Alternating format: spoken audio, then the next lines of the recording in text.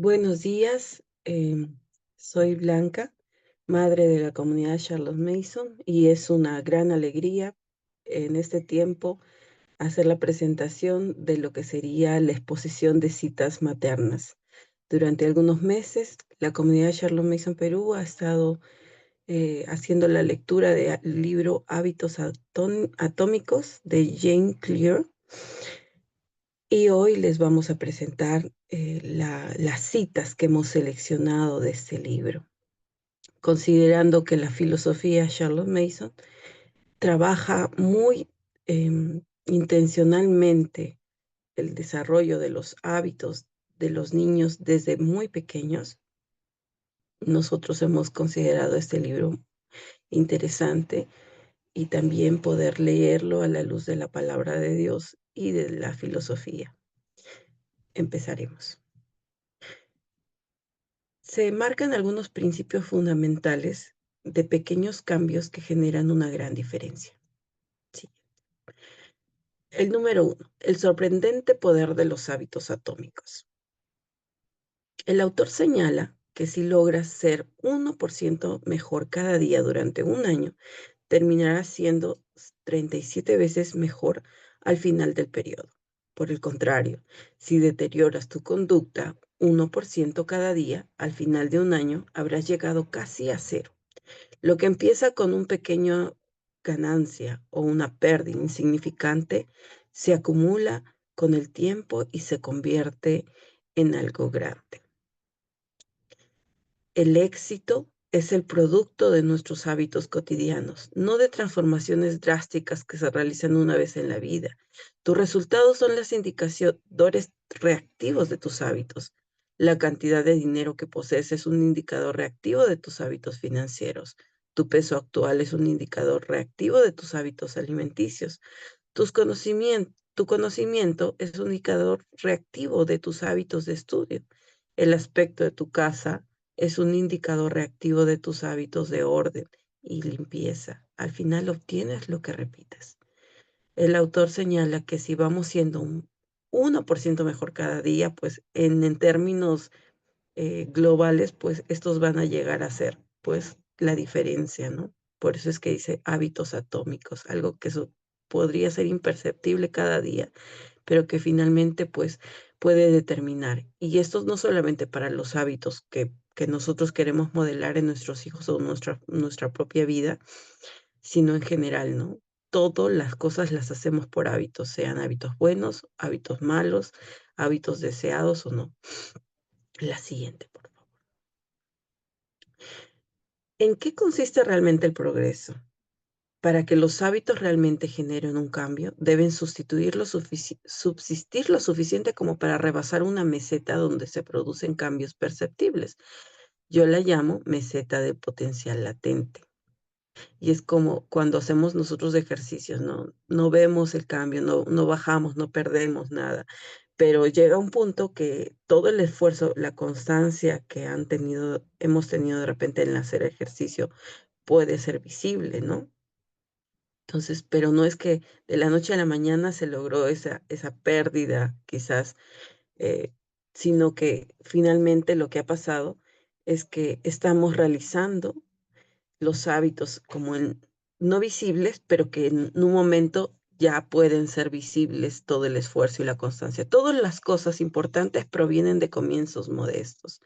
La tarea de eliminar un hábito pernicioso es parecido a arrancar de raíz un poderoso roble que crece en nuestro interior, y la tarea de desarrollar un buen hábito es equivalente a cultivar una delicada flor cada día.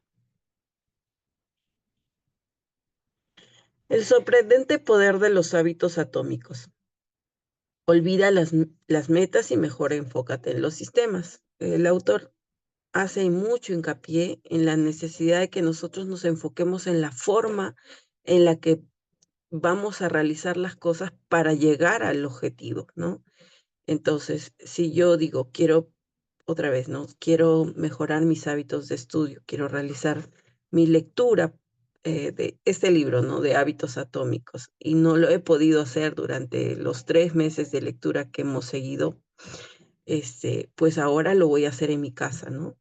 y voy a realizar la lectura y voy a decir, tal hora a tal día voy a dedicar una vez a la semana para poder hacer la lectura, ¿no? O cada día 20 minutos. Entonces son las formas como tú estableces la forma como alcanzar tu meta. No, no solo me quedo en voy a leer, voy a leer, voy a leer, pero nunca se llega a ejecutar. Entonces dice, las metas son buenas para establecer una dirección, pero los sistemas son mejores para realizar verdaderos progresos. Un montón de problemas surgen cuando pasas demasiado tiempo pensando en tus metas en lugar de dedicar el tiempo a diseñar tus sistemas o las formas como alcanzar esas metas, ¿no? Los hábitos son como los átomos de nuestras vidas. Cada uno es una unidad fundamental que contribuye a la mejora en general.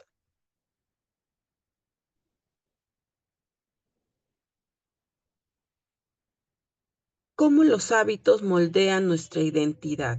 ¿No? Dice, existen tres niveles en los que los cambios pueden ocurrir. La primera capa incluye cambios a tus resultados. La segunda capa incluye cambios en tus procesos, ¿no? Pero la tercera, que es la más profunda, incluye cambiar tu identidad. Este nivel relaciona con cambiar tu creencia, tu visión del mundo, la imagen de ti mismo, tus juicios acerca de ti mismo y de los demás. Y este debería ser como el nivel que debemos llegar nosotros, porque se desarrolla en todo el libro que la forma en la que se ven cambios y los que se trabajan verdaderamente hábitos y su constancia en el tiempo es cuando el nivel de la capa por la que se está realizando un hábito está muy relacionado con la identidad de cada uno, ¿no? Es como nosotros que decimos, vamos a realizar la lectura de la palabra de Dios cada día, porque sabemos que nuestra identidad como personas está ligada a nuestra identidad como hijos de Dios. Y también sabemos que la palabra de Dios es nuestro alimento y por lo tanto vamos a considerar que la palabra de Dios va a ser un, algo tan básico para cada día como para poder alimentarnos.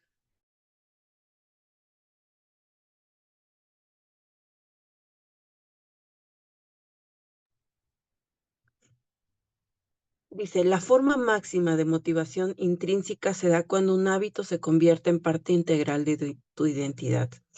El verdadero cambio de conducta es un cambio de identidad. Tus conductas suelen ser un reflejo de tu identidad.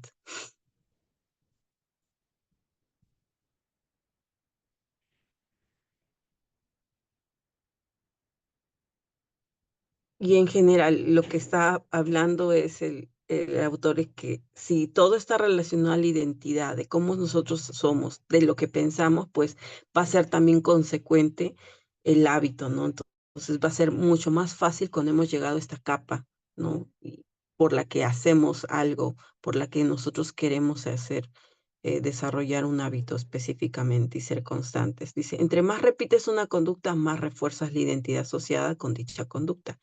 El proceso de construcción de hábitos equivale en realidad al proceso de convertirte en la persona que eres.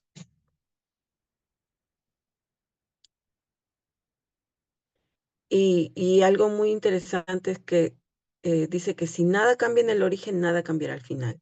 Se trata de un simple proceso de dos pasos. Decide qué tipo de persona quieres ser, o mejor dicho, define qué personas quieres ser en el caso de nosotros, ¿no?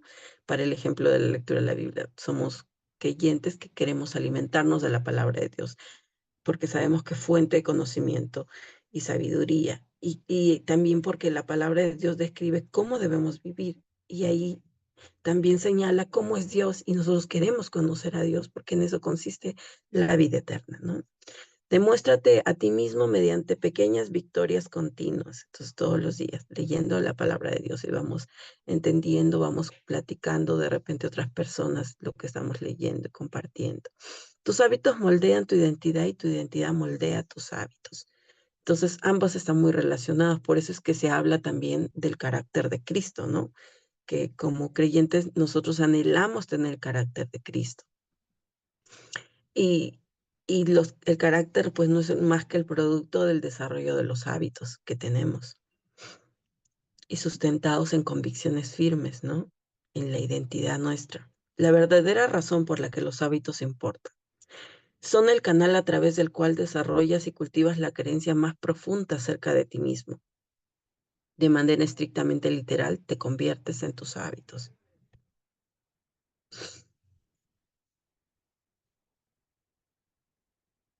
Y por último, el tercer punto es cómo construir mejores hábitos en 4 sencillos pasos.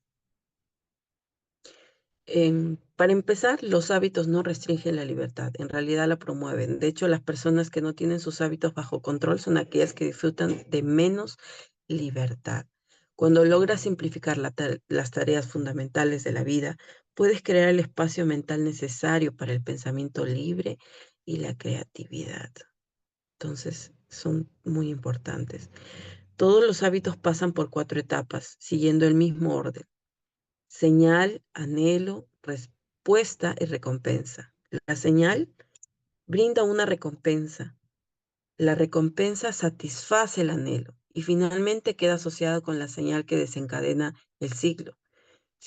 Juntos estos 4 forman un círculo de retroalimentación neurológica: señal, anhelo, respuesta, recompensa, señal y anhelo respuesta y recompensa, que en última instancia te permite crear hábitos automáticos.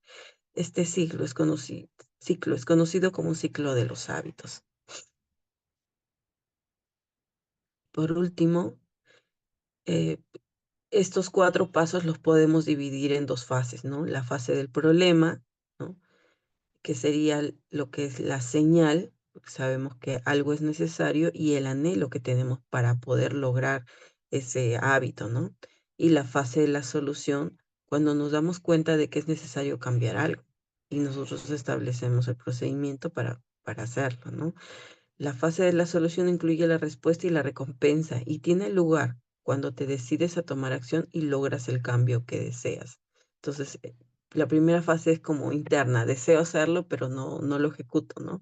Y la segunda fase finalmente llega a ejecutar este hábito, estableciendo formas efectivas como yo puedo lograrlo. El propósito principal de los hábitos es resolver problemas de la vida mediante el uso de la menor cantidad de energía y esfuerzos como sea posibles.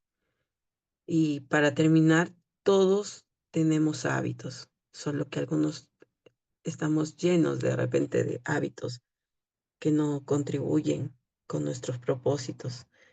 Y simplemente sería trabajar los hábitos que deseamos, los deseados, y ir sustituyendo los hábitos que no nos agradan de nosotros o de nuestra familia, o que de pronto queremos moldear con nuestros hijos. Muchas gracias.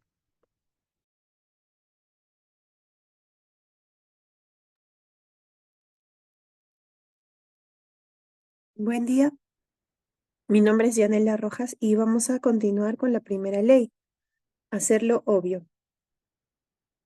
El hombre que no se veía bien. Bueno, aquí hemos resaltado las siguientes citas. De manera automática, el cerebro codifica las lecciones aprendidas por medio de la experiencia. Antes de que podamos construir nuevos hábitos de manera efectiva, necesitamos tener nuestros hábitos actuales bajo control. Estamos tan acostumbrados a hacer lo que siempre hemos hecho que no nos detenemos a preguntarnos si lo que estamos haciendo es lo correcto. El primer paso para cambiar los malos hábitos es mantenerse atento para identificarlos. En este sentido, lo que resalto de este capítulo es que hay una importancia en la práctica. Nos dice que con suficiente práctica nuestro cerebro va a poder aprender aquellas señales que predicen ciertos resultados sin tener que pensar en eso de manera consciente, sino que se va a hacer de una forma automática. A medida que uno va practicando, practicando, practicando, entonces eso en nuestro cerebro se va a codificar ya como algo o como una acción automática. Y una vez que estos hábitos se vuelven automáticos, entonces ya no vamos a estar muy pendientes de que si lo hacemos bien o mal, porque ya nuestro cerebro va a codificarlo. Luego nos habla acerca del el proceso de cambio de conducta, ¿no? Y que siempre nos insta a poder tener como, tomar la conciencia de poder saber que lo que yo estoy haciendo va a repercutir. Entonces es muy importante eso, ¿no? Me llama la atención cuando en la palabra de Dios nos habla acerca de nuestros frutos. Dice que por nuestros frutos nos conoceréis, los conoceréis. Entonces es muy importante poner en práctica lo que dice la palabra de Dios en este sentido. Si nosotros queremos, digamos, tener el fruto del amor, entonces tenemos que intencionalmente buscar practicar el amor, ¿no? Y así con diferentes hábitos. Bueno, seguidamente en el capítulo 5 se ha resaltado las siguientes citas. La mejor manera de comenzar un nuevo hábito. Las señales que pueden desencadenar un hábito se presentan de diversas maneras, pero las señales más comunes son el tiempo y el lugar. Las intenciones de implementación apoyan estas dos señales. El concepto central está claro. Las personas que hacen un plan específico que determina cuándo y dónde van a realizar un nuevo hábito tienen más probabilidades de hacerlo con éxito. La acumulación de hábitos aumenta la posibilidad de que mantengas un hábito positivo al sumar una nueva conducta anterior. Una nueva conducta, perdón, a una conducta anterior. La especificidad es importante. Cuanto más vinculado esté el nuevo hábito a una señal específica, más posibilidades habrá de que te des cuenta que ha llegado la hora de realizar la acción. Aquí es muy importante entender que tenemos que utilizar esta primera ley de cambio de conducta como algo obvio. Tenemos que hacerlo obvio.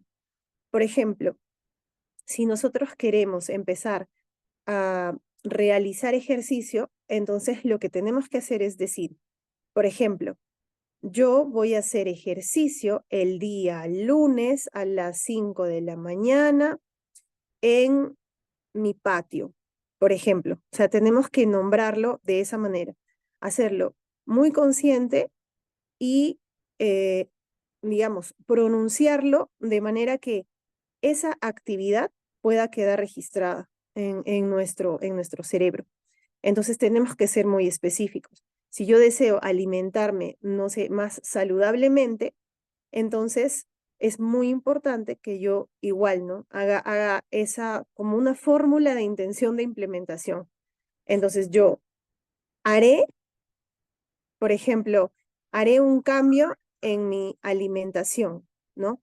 El día, por ejemplo, el día martes inicio con el cambio de mi alimentación y en el lugar, en mi cocina. Voy a quitar todo lo que es no saludable y voy a poner alimentos saludables, ¿no? Y entonces ahí también nos enseña que es muy importante el hecho de que pueda estar al alcance de nuestra mano y poder ver si es que nosotros queremos, digamos, cambiar en cuanto a la salud, poder ver el alimento bueno para poder alcanzarlo rápidamente y poder, pues, eh, comer de manera saludable, ¿no? Bueno, siguiente capítulo, el capítulo 6. La motivación está sobrevalorada. El ambiente a menudo es más importante.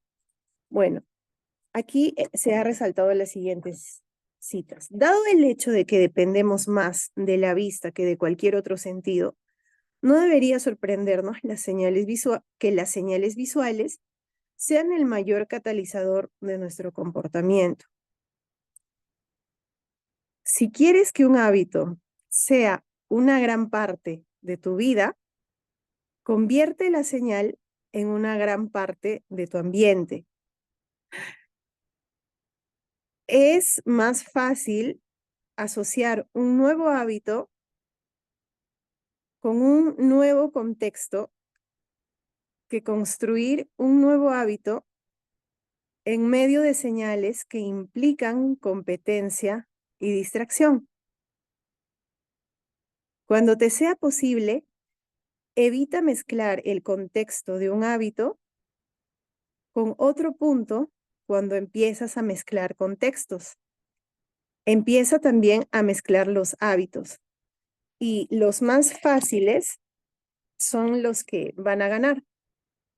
Aquí nos insta a poder comprender que los pequeños hábitos o los pequeños cambios de contexto nos pueden conducir a grandes cambios de conducta con el tiempo.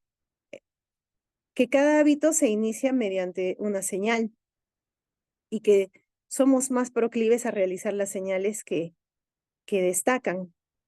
Que tenemos que hacer que las señales para los buenos hábitos sean obvias dentro de nuestro ambiente, ¿no? Y que gradualmente nuestros hábitos van a comenzar a asociar no solamente digamos, un contexto pequeño, sino con todo el contexto que rodea a nuestra conducta, ¿no? Que es más sencillo poder construir nuevos hábitos en un nuevo ambiente, porque así no tendremos que estar luchando contra nuestros antiguos hábitos o señales, ¿no? Entonces, como les comentaba anteriormente, si yo deseo cambiar mi forma de alimentación, entonces necesito quitar todo aquello que me va a impedir poder cambiar mi forma de alimentación. Es decir, si yo antes en mi alacena guardaba quequitos, qué sé yo, dulces o de repente snacks, que yo sé que a la larga el comerlo constantemente me va a, no me va a producir una alimentación saludable, entonces yo lo quito, ¿no? Lo obsequio, lo regalo, qué sé yo. Y pongo alimentos más saludables, por ejemplo, a la vista. En este caso, pues pongo un frutero, pongo la fruta más saludable que pueda encontrar. En mi refri también puedo poner verduras ya cortadas, qué sé yo, como para poderlas ingerir y así, ¿no? Es muy importante que hagamos eso. Para la buena construcción de hábitos, entonces tenemos que crear un buen ambiente. Siguiente, por favor, y finalmente. El secreto del autocontrol. Las personas disciplinadas son mejores para estructurar sus vidas de tal forma que no requieren un poder de voluntad y autocontrol heroicos. En otras palabras, pasan menos tiempo en situaciones que son tentadoras.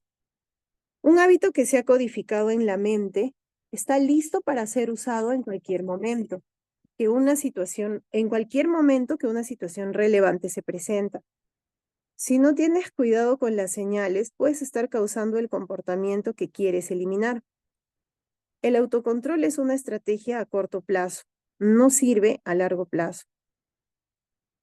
Entonces, como finalizando esta parte, podríamos decir que esta primera ley de cambio implica que podamos practicar, poner en práctica, implica también que podamos hacer obvio nuestro comportamiento y finalmente implica que a medida que se va practicando y se hace obvio, prácticamente se hace invisible, como respirar, como comer, como que te vas a vestir, ¿no? Entonces ya son hábitos que ya se hacen obvios. Ahora, una vez que nuestro hábito está formado, ya va a ser un poco difícil que se olvide. Va a ser muy poco probable que se olvide. Adherido a eso, las personas que tienen un alto grado de control, nos dice aquí, que tienden a pasar menos tiempo dentro de situaciones tentadoras. Y es verdad, porque cuando nosotros somos más disciplinados, cuando nosotros, pues, somos más responsables, en ese sentido, pues, dejamos de hacer cosas que son improductivas, ¿no? Entonces, resalta mucho la importancia de la disciplina, ¿no? Y es por eso que también la importancia de la lectura de la palabra de Dios, porque sabemos que el Señor en su palabra nos enseña mucho acerca de la disciplina, del orden. Hay muchos versículos donde podemos encontrar que Él es un Dios de orden. Y a lo largo de toda la lectura de la palabra de Dios, aún desde el principio de la creación, podemos ver un orden, ¿no? Entonces, es muy importante que resaltemos esto, la importancia de la disciplina, ¿no?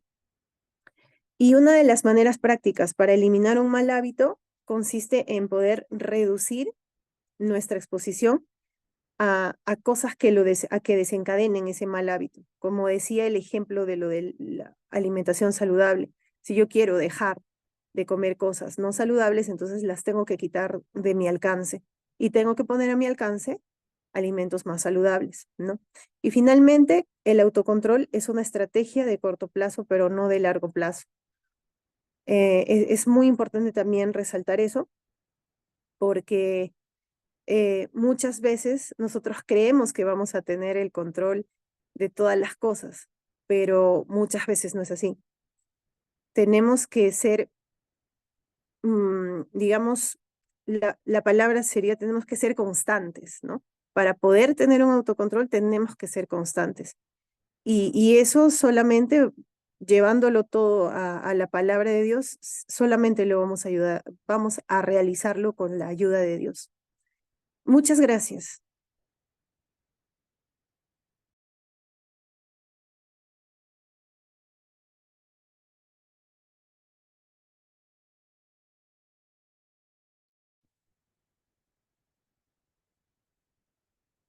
Buenos días.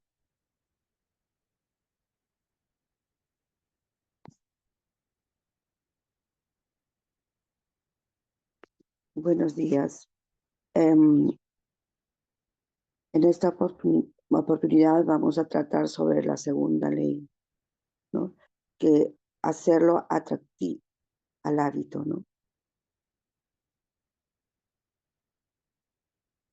Y para poder hacerlo atractivo tendríamos que hacerlo irresistible, ¿no? Entre más atractiva es una oportunidad, más son las posibilidades de que se produzca la formación de nuevos hábitos. Los hábitos son un circuito de retroalimentación conducido por la dopamina. Cuando la dopamina se incrementa, lo mismo ocurre con la motivación para actuar. O sea, aumenta la dopamina y también cuando la motivación también se aumenta, ¿no? Entonces, ahí la importancia de incrementar la dopamina, ¿no? Es la anticipación de la recompensa, no su obtención, lo que nos pongamos en acción. Y cuanto mayor es la anticipación, mayor es el pico de dopamina. ¿Ya?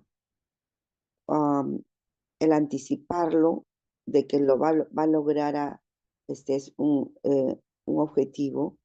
Entonces, dice que la acción en la espera, la dopamina es mayor que cuando lo obtiene.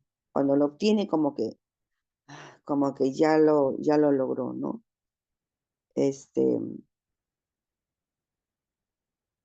También necesitamos hacer que nuestros hábitos sean atractivos, porque en principio es la expectativa de una experiencia gratificante lo que nos motiva a actuar. La acumulación de tentaciones es una de las formas de hacer que tus hábitos sean más atractivos.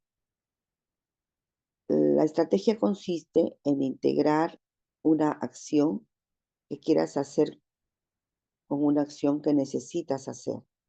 Como que se refiere a tentación como que algo irresistible, ¿no? Que no puedo contenerme, lo tengo que hacer, ¿no? Entonces, y esa fórmula, la fórmula de la acumulación de hábitos, más la acumulación de tentaciones, que lo tengo que hacer porque me agrada, me atrae eso, ¿no? Entonces, es después de cada hábito que ya tenemos, de cada hábito actual, nosotros digamos, yo haré que necesito. Siempre ponerle al lado el hábito que tenemos ya establecido, que ya la practicamos, ¿no? Y luego que después del hábito que necesito, entonces yo haré hábito que quiero, ¿no? El hábito que quiero. Entonces, de esta manera vamos a hacerlo atractivo el hábito, ¿no? Que queremos establecer.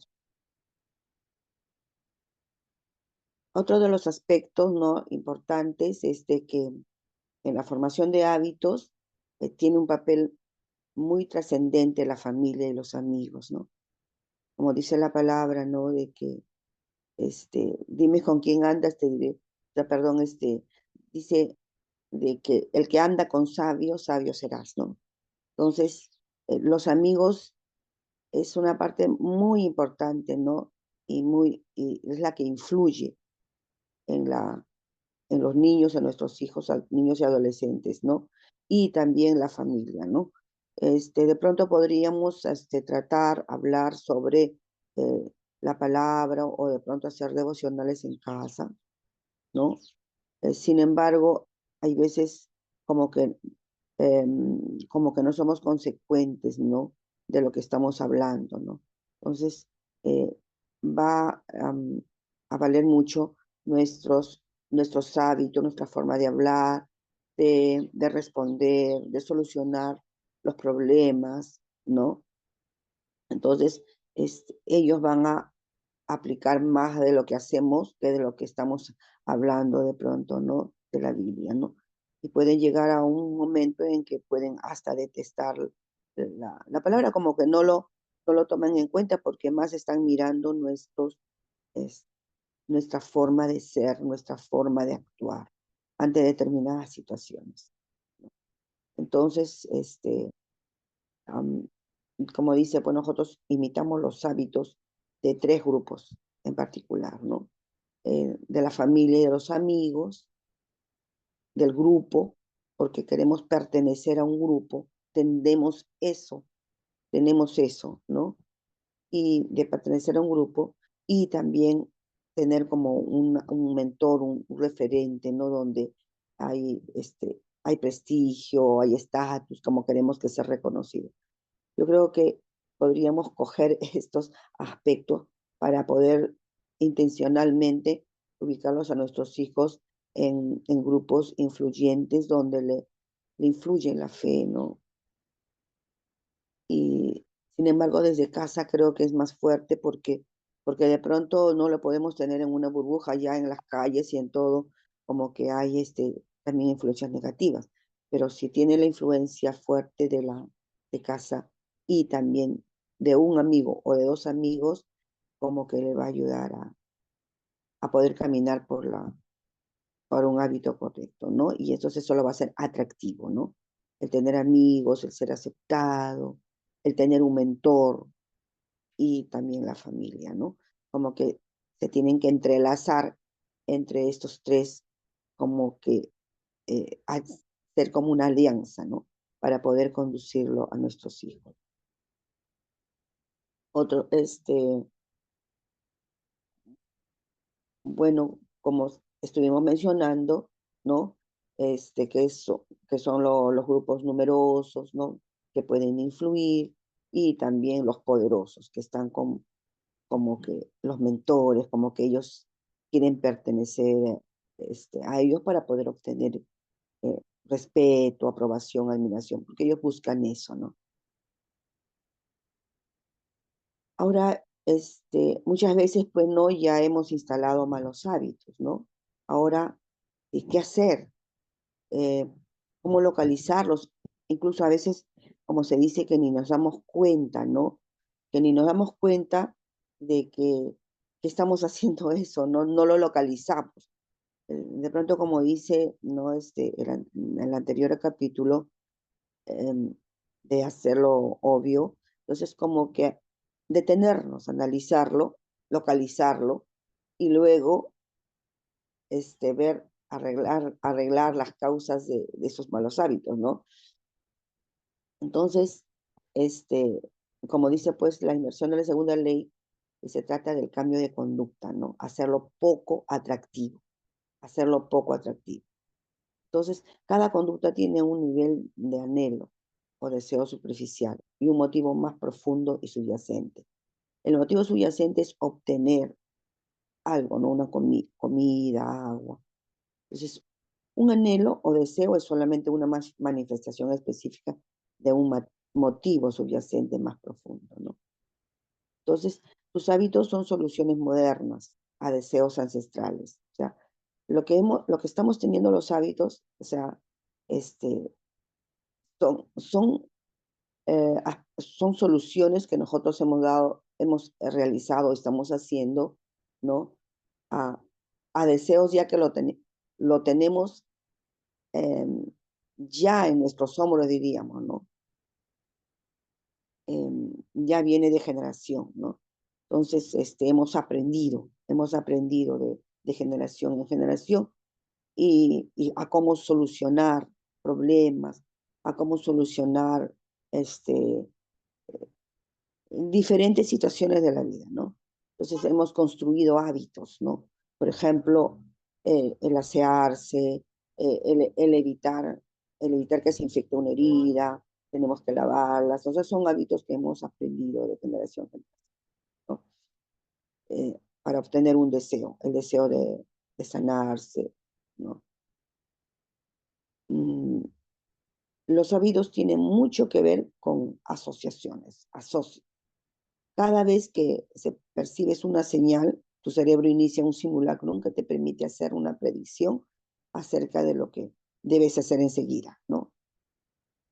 Entonces, es una señal que nos dice, ¿no?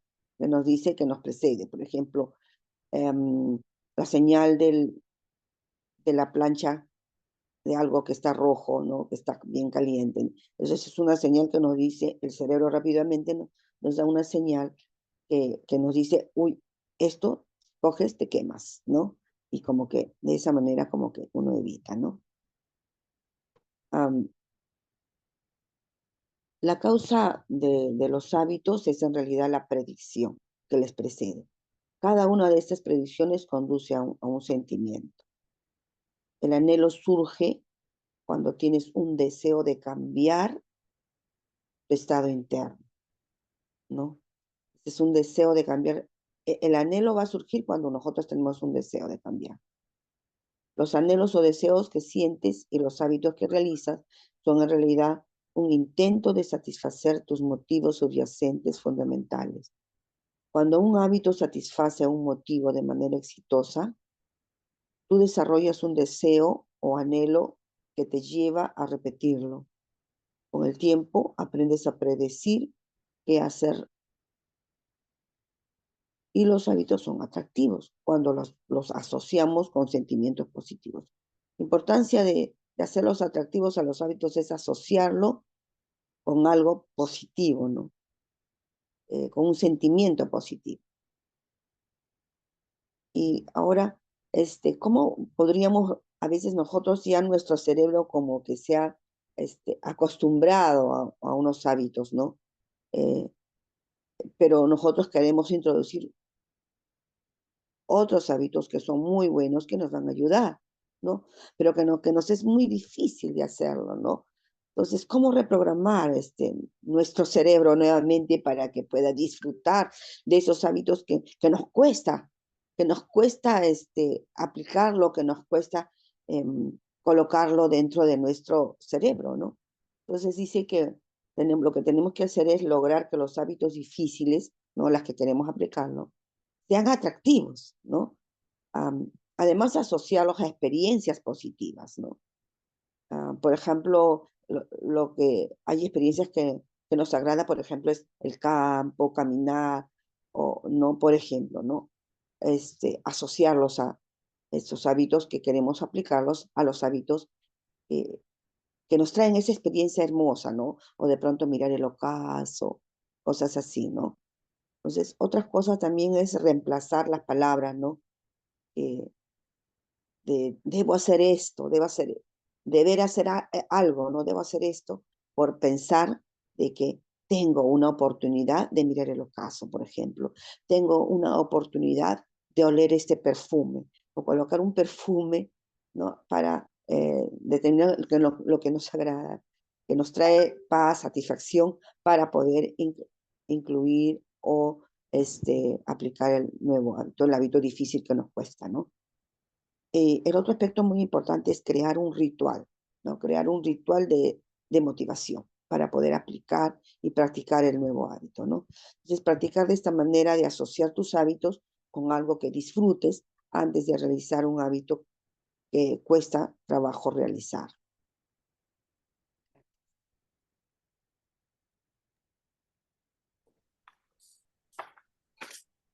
Tercera ley. Avanza más despacio, pero no des marcha atrás. Es fácil empantanarse tratando de encontrar el plan ideal para cambiar, la forma más rápida de perder peso, el mejor programa para desarrollar los músculos, la idea perfecta para una ocupación secundaria. Estamos tan enfocados en descubrir la mejor manera de hacer algo que en realidad nunca ponemos manos a la obra.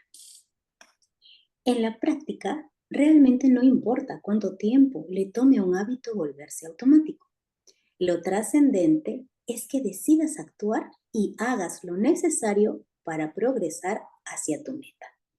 Importa menos si la acción es completamente automática o si se está en proceso de llegar a hacerlo. Para desarrollar un hábito necesitas practicarlo.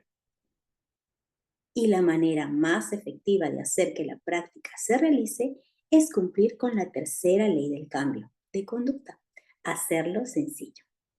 Es interesante cómo muchas veces queremos hacer las cosas perfectas, ¿no? Queremos esperar el momento preciso, no que sea lunes para iniciar, no que sea principio de mes para iniciar. Y nunca iniciamos. Decimos, no, que tenga la mejor zapatilla, no, que tenga esto, no, que lo haga perfecto. Pero ese punto nos habla de que inicia, ¿no? No necesitas hacerlo perfecto, no necesitas planearlo mucho, sino la cosa es poner manos a la obra. El punto número 12 nos habla de la ley del menor esfuerzo. La energía es valiosa y el cerebro está programado para conservarla cuando ello es posible. Es parte de la naturaleza humana seguir la ley del menor esfuerzo, la cual establece que cuando se tiene que decidir entre dos opciones similares, las personas naturalmente tenderán a elegir la opción que requiere la menor cantidad de trabajo. Este es el motivo por el cual es crucial lograr que tus hábitos sean tan sencillos de realizar que los sigas aunque no tengas ganas. Si consigues hacer que tus hábitos sean más convenientes, será más fácil que los realices. Rediseña tu vida para que las acciones que importan más sean siempre las más sencillas de realizar.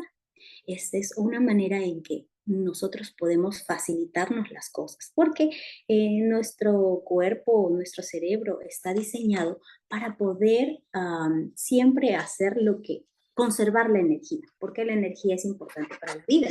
Entonces la trata de conservar, siempre va a tratar de hacerlo más sencillo. Entonces, si nosotros hacemos nuestros hábitos que queremos establecer como algo muy sencillo, va a ser más fácil que los hagamos.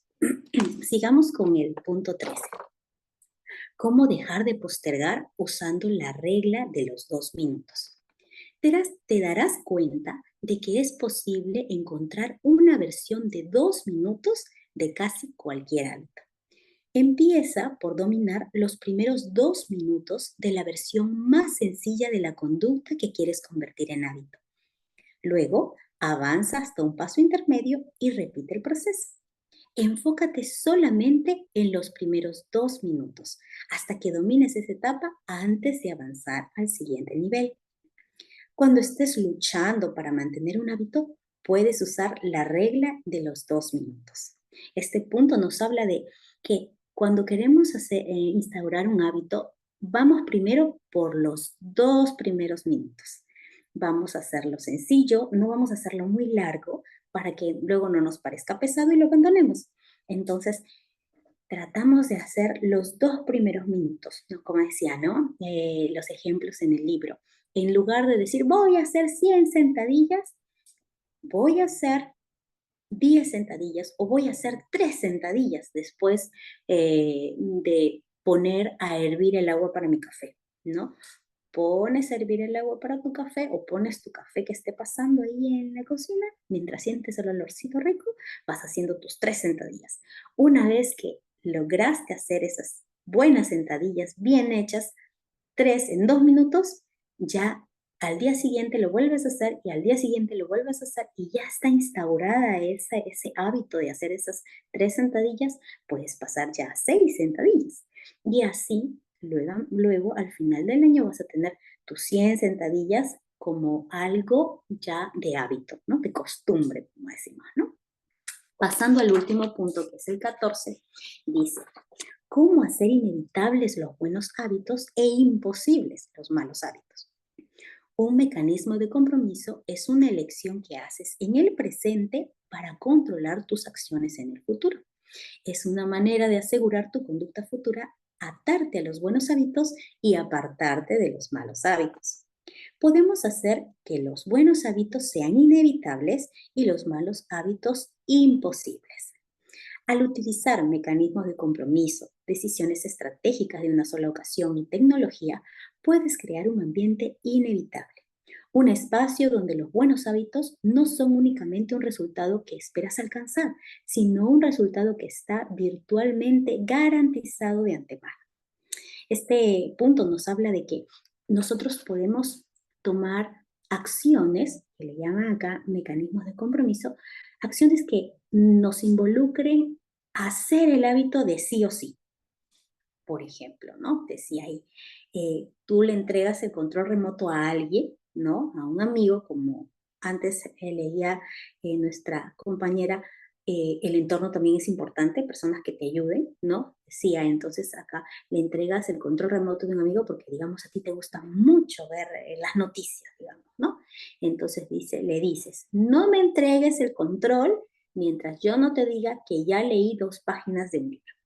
Entonces, ya te está comprometiendo, ¿no? Ya tú solita te comprometiste y si no haces lo que te has planeado como hábito, que es leer, no vas a poder disfrutar de lo que te gusta, que es ver la televisión. Ese es un mecanismo de compromiso. Una decisión estratégica, por ejemplo, es si tú de repente necesitas descansar más, quieres dormir más porque no descansas bien y te das cuenta que tu colchón ya está pues no saliéndose los resortes por lados. Entonces, una decisión, una elección estratégica de una sola ocasión sería comprarte un colchón que sea más cómodo y entonces ya disfrutas mejor de tu descanso. Y un apoyo de la tecnología es, por ejemplo, colocarte alarmas, ¿no? Una alarma que te diga que ya es hora, no sé, de leer o ya es hora, y entonces ya no te olvidas de lo que tienes que hacer, ¿no? Entonces, esa es una forma, que son formas de repente que se usan de manera sinérgica para poder lograr que nuestros buenos hábitos sean inevitables y que ya no sigas haciendo los malos hábitos. Muchas gracias.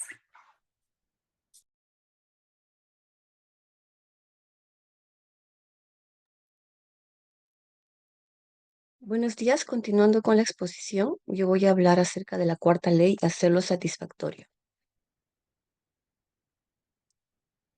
La regla cardinal del cambio de conducta. Bueno, acá nos dice pues que somos más proclives a repetir una conducta cuando la experiencia es satisfactoria. Los sentimientos de placer o agrado, ¿no? Que son señales que le indican al cerebro, esto se siente bien, haz esto de nuevo la próxima vez. El placer le enseña a nuestro cerebro que una conducta vale la pena ser recordada y repetida. Entonces, qué importante que la acción que hagamos sea algo agradable, ¿no? Para poder ser repetida. De manera contraria, si una experiencia no es satisfactoria, tenemos pocas razones para repetirla. Y las primeras, perdón, 3 leyes del cambio de conducta, que ya hemos visto, hacerlo obvio, hacerlo atractivo, hacerlo sencillo, aumentan las posibilidades de que una conducta se realice en esta ocasión. La cuarta ley del cambio de conducta, hacerlo satisfactorio, aumenta las posibilidades de que una conducta se repita en la siguiente ocasión. Ya no solo estamos buscando que se realice la acción, sino que se repita. Esto completa el ciclo de los hábitos, pero no estamos buscando cualquier tipo de satisfacción, estamos buscando una satisfacción inmediata. Asimismo, nos dice que la regla cardinal del cambio de conducta es: lo que es recompensado de manera inmediata se repite, lo que es castigado de manera inmediata se evita. Perdón, durante las primeras etapas sabemos que todo es sacrificio, ¿no? Queremos cualquier hábito que queremos implementar al inicio, todo es sacrificio. Entonces, al principio necesitas una razón para mantenerte en el camino. Este es el motivo por el que las recompensas inmediatas son indispensables. Todos queremos que el final de nuestro hábito sea satisfactorio. La mejor manera de lograrlo es usando el reforzamiento, ya que el reforzamiento vincula tu hábito con una recompensa inmediata, lo que hace que la conducta sea satisfactoria cuando la terminas. Pero en este caso, por ejemplo, ¿no? Hablamos como una recompensa inmediata, eh, por decir, ¿no? Haces ejercicio, tú te estás tratando de establecer el hábito de hacer ejercicios por salud, porque quieres bajar de peso, porque quieres estar en forma, ¿no?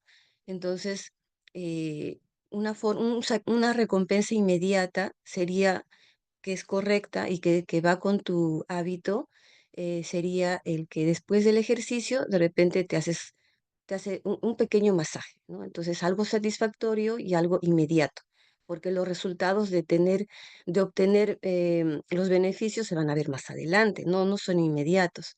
Pero, por ejemplo, algo que iría en contra sería que te comas una porción de helados, o sea, tienen que ser recompensas inmediatas que sean acorde, ¿no? Con el hábito que estás tratando de establecer. En el caso de nuestros niños, puede ser después que terminan su lección, lo hacen en el tiempo que se les ha establecido, entonces tienen tiempo libre, ¿no? Naturalmente tienen una recompensa inmediata. Y de repente también una felicitación, ¿no? Entonces es algo que a ellos los motiva, es algo que ellos van a querer repetir las siguientes veces, ¿no? Eso es lo que estamos buscando. Eventualmente, conforme las recompensas intrínsecas, como estar de mejor humor, tener más energía y reducir el estrés, se van haciendo presentes, te dejarás de preocupar por perseguir la recompensa secundaria. O sea, una vez que ya uno va estableciendo ese hábito, ya no vamos a estar dependiendo de esas recompensas inmediatas, porque los resultados, como dice acá, intrínsecos, o sea, como estar de mejor humor, tener más energía, reducir el estrés. En el caso, por ejemplo, si estoy haciendo ejercicios, voy a ver esos cambios, ¿no? Entonces ya me voy a dejar de preocupar por perseguir la recompensa secundaria, o sea, por lograr lo que quiero, ¿no? Tener la mejor salud y todo eso.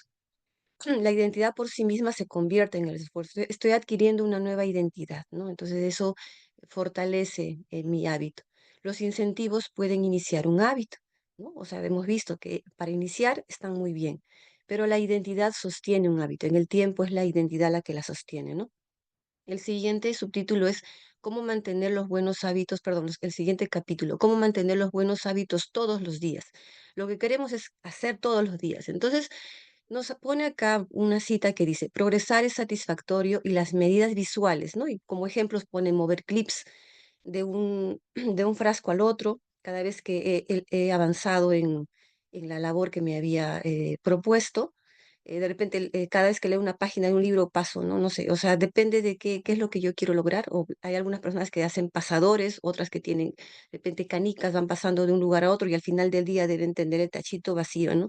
O el frasquito vacío y en el otro lleno. Entonces, ese tipo de medidas visuales proveen una clara evidencia del progreso realizado, ¿no? Eso es obvio, o sea, yo veo y digo, uy, ya terminé porque ya pasé todo al otro lado, ¿no? Como resultado, ¿qué hacen? Refuerzan tu conducta y añaden un poco de satisfacción inmediata. Es algo que es inmediato, no tengo que esperar a que en el tiempo pueda ver algo, no es algo del momento, ¿no? Y es algo para cualquier actividad. Pero quizá la mejor manera de medir tu progreso es con un historial de hábitos. Esas cosas son útiles, esas medidas visuales, pero acá nos sugiere el usar un historial de hábitos. Nos dice que el historial de hábitos es poderoso porque aprovecha varias leyes del cambio de conducta. Simultáneamente hace que una conducta sea obvia, sea atractiva y sea satisfactoria. Entonces, es obvio porque es algo visual, es algo que yo veo. Es atractivo porque al momento de ver que voy avanzando, me siento motivada a seguir haciéndolo. Y es satisfactorio porque al final es un logro que yo hice, ¿no? O sea, me siento satisfecho de haber logrado eso. Entonces, el historial de hábitos nos dice naturalmente construye una serie de señales visuales, como la cadena de X en tu calendario. Nos vas marcando y ahí tú ves que estás avanzando, ¿no? O de repente la lista de comidas en tu diario de alimentación.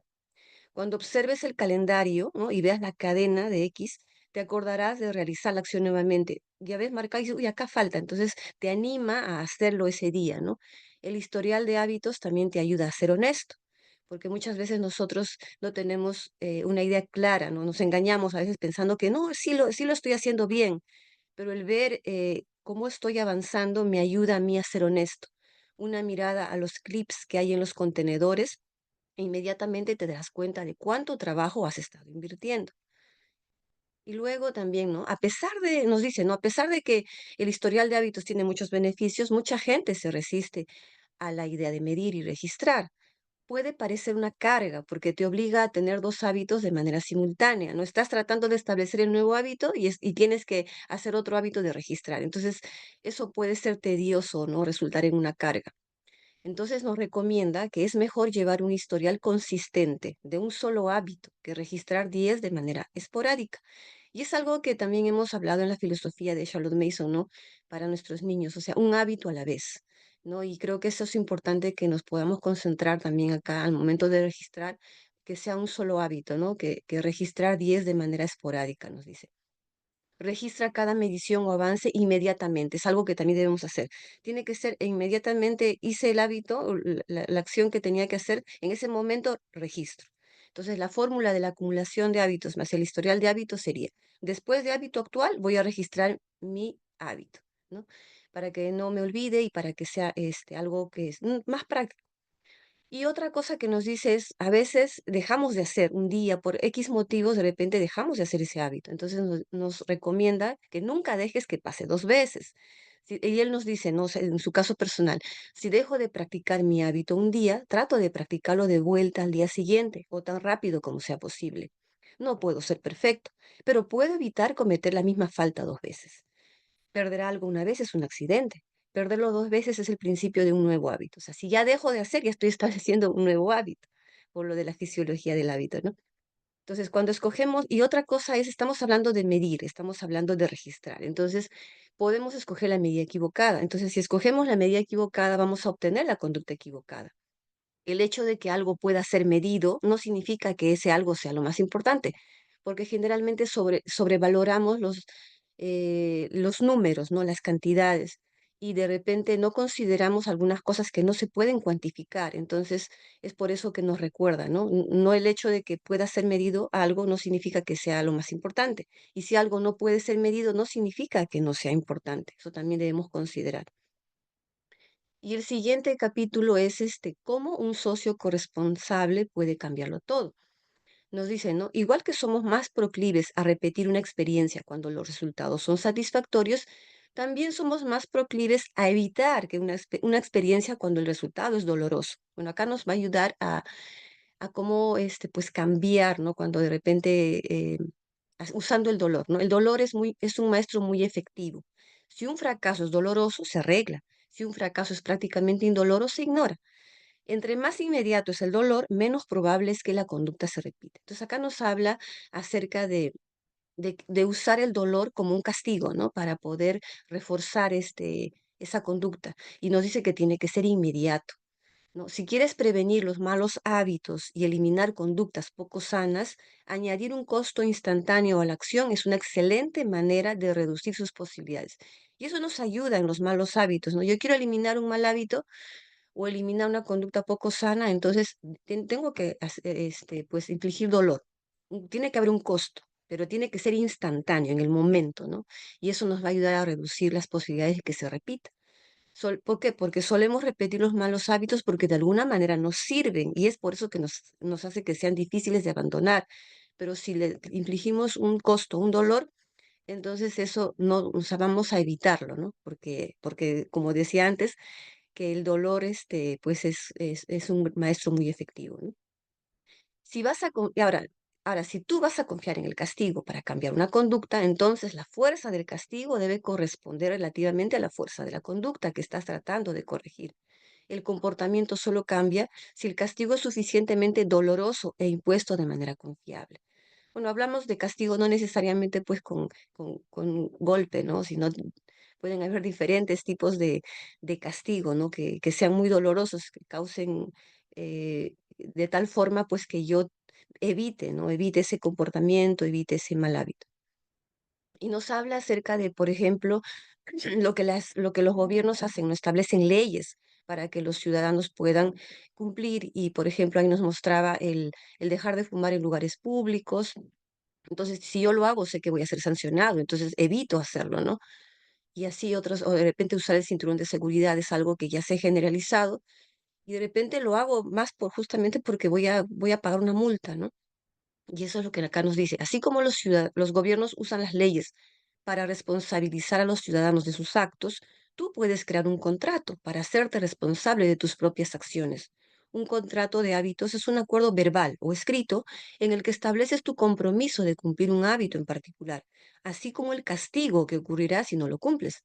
Luego encuentras a una o dos personas que actúan como tus socios corresponsables y que firmen el contrato contigo.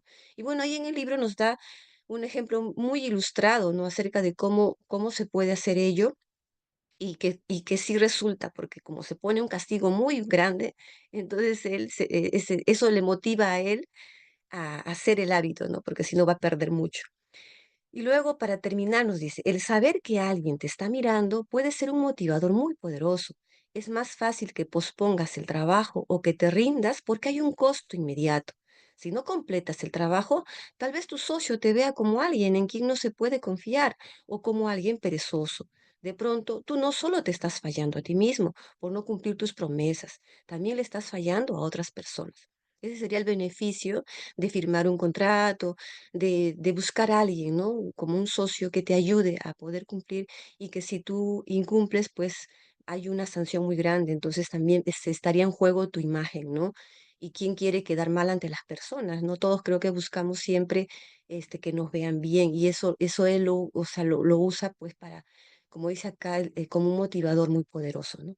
Eso sería todo. Muchas gracias.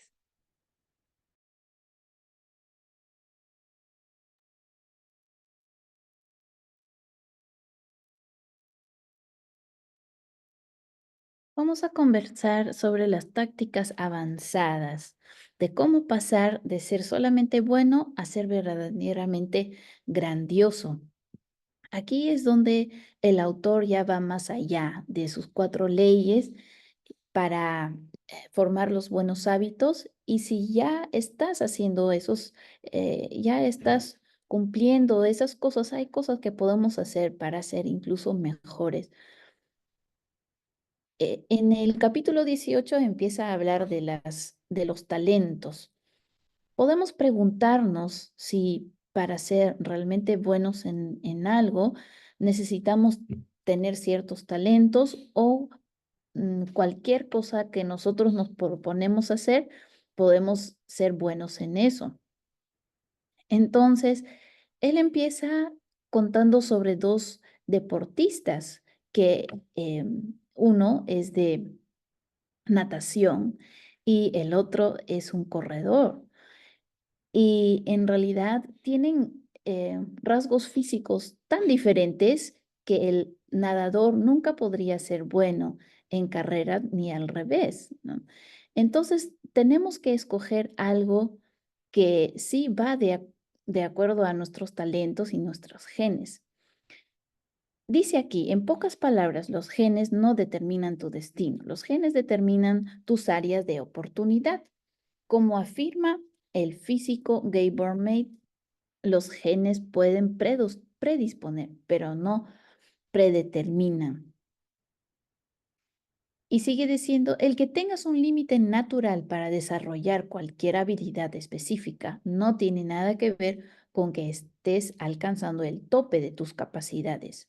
la gente se queda tan atrapada en el hecho de que tiene límites que raramente hace el esfuerzo que se requiere para siquiera acercarse a ellos. Es más, los genes no te pueden hacer que tengas éxito si no haces tu trabajo. Podemos pensar, bueno, realmente yo no soy buena haciendo tal o cual o tal cosa, ¿no? Entonces ni siquiera me voy a esforzar a hacerlo. Pero tal vez no nos hemos esforzado en absoluto y por eso es que no hemos alcanzado los resultados que nosotros queríamos ver. Y si tenemos los genes así, ¿no? No sé, tal vez tenemos eh, un, un físico de un deportista, pero si no nos ponemos a, a trabajar en hacer el deporte, nunca vamos a tener ese éxito, ¿no? Entonces tenemos que encontrar las cosas que son realmente sencillas para nosotros, pero sí trabajar duro en esas cosas, dice así, ¿no? Trabaja duro en las cosas que te son sencillas. El siguiente capítulo se llama La regla de ricitos de oro, cómo mantenerte motivado en la vida y el trabajo. Y dice, la regla de recito de oro establece que los humanos experimentamos los niveles más altos de motivación cuando al trabajar en alguna tarea, esta está en el límite de nuestras habilidades actuales. No demasiado difícil, no demasiado sencilla, solo lo justo. Si nosotros intentaríamos competir, ¿no? Ahí dice un ejemplo, en el tenis, por ejemplo, con un niño de 4 años, no nos vamos a divertir mucho porque sabemos que tenemos que bajar mucho nuestro nivel, pero también si nos pondríamos a competir con alguien que está en el top del tenis, no va a ser divertido tampoco, porque nunca, ya sabemos de antemano que no tenemos la capacidad de ganar a esas personas. Entonces, debemos buscar ese límite donde empezar con un hábito que no sea demasiado difícil y tampoco demasiado sencillo. Tiene que ser lo justo. Pero si tenemos éxito, dice, la mayor amenaza al éxito no es el fracaso, sino el aburrimiento. Nos aburrimos de nuestros hábitos porque dejan de fascinarnos. El resultado se vuelve previsible. Conforme nuestros hábitos se vuelven ordinarios, empezamos a desviarnos de nuestro progreso para buscar novedad. Entonces ahí es donde tenemos que ser automotivados, tenemos que seguir trabajando en las cosas incluso cuando nos aburren, ¿no? Y eso me hace recordar un proverbio, en Proverbios 13, versículo 4, dice, el alma del perezoso desea y nada alcanza, mas el alma de los diligentes será prosperada. A veces podemos tener el deseo, pero decimos, ay, no, no, después de tanto tiempo hacer lo mismo, ay, qué pereza y no voy a seguir, pero nada vamos a alcanzar así. Tenemos que ser diligentes y seguir incluso cuando no nos conviene y cuando ya no nos gusta hacer para alcanzar nuestros propósitos. Siguiente, por favor. Los profesionales se atienen a un horario. Los aficionados dejan que la vida se entrometa en el camino. Los profesionales saben qué es importante para ellos y trabajan con un propósito. Los aficionados se desvían del curso debido a las urgencias de la vida.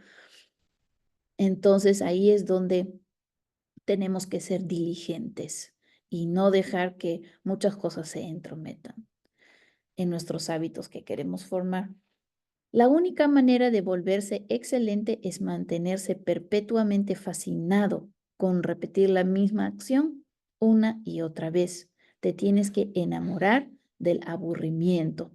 Tenemos que acostumbrarnos a esa idea, ¿no? De que muchas veces hacer lo mismo nos va a aburrir, pero eso tenemos que aceptar como algo que es parte de la vida y seguir adelante con nuestro hábito. Entonces, crear buenos hábitos también tiene un inconveniente. Dice aquí que, sin embargo, los beneficios de los hábitos tienen un costo. Al principio, cada repetición desarrolla fluidez, velocidad y destreza, pero luego, conforme el hábito se vuelve automático, te vuelves menos sensible a la retroalimentación. Caes en la repetición inconsciente. Entonces ya no vamos a pensar tanto en lo que estamos haciendo y en vez de hacer ese hábito de forma muy diligente, trabajar de una forma excelente, vamos a hacerlo ya por repetición inconsciente, ¿no? Entonces, dice aquí que los hábitos más la práctica deliberada, eso es lo que nos lleva a la maestría. Tenemos que tener una reflexión y una revisión de nuestros hábitos, de qué es lo que estamos haciendo. Y dice que esas dos cosas habilitan la mejora a largo plazo de todos los hábitos porque te hacen consciente de tus errores y te ayudan a considerar diversos caminos para lograr una mejora. Sin reflexionar, podemos inventar excusas, crear racionalizaciones y mentirnos a nosotros mismos. No tenemos un proceso para determinar si estamos desempeñándonos mejor o peor en comparación con el día anterior. Y eso es también lo que hemos leído antes, ¿no? De registrar las cosas, eso es importante y cuando lo registramos también vamos a reflexionar, ¿no? Tomarnos el tiempo, cada cierto tiempo, evaluar si lo que estamos haciendo es realmente lo mejor que podemos hacer, tenemos que dejar de hacer algo o hacer algún cambio. Nada es permanente, dice aquí. La vida está cambiando constantemente, así que necesitas hacer comprobaciones periódicamente para ver si tus viejos hábitos y creencias todavía te sirven. La falta de conciencia de uno mismo es un veneno. La reflexión y la revisión son el antídoto. Siguiente, por favor. La conclusión del libro es el secreto para alcanzar resultados que duren. Este es un proceso continuo, no hay línea de meta, no hay una solución permanente. Siempre que quieras mejorar, tendrás que recorrer las 4 leyes del cambio de conducta hasta que encuentres el siguiente cuello de botella. Hacerlo obvio, hacerlo atractivo, hacerlo sencillo, hacerlo satisfactorio. Avanzar y avanzar. Siempre buscando la siguiente manera de ser 1% mejor. Y el secreto para obtener resultados que duren consiste en no dejar nunca de hacer mejoras. Y como conclusión final, dice, ¿no? Los pequeños hábitos no se suman, los pequeños hábitos se componen.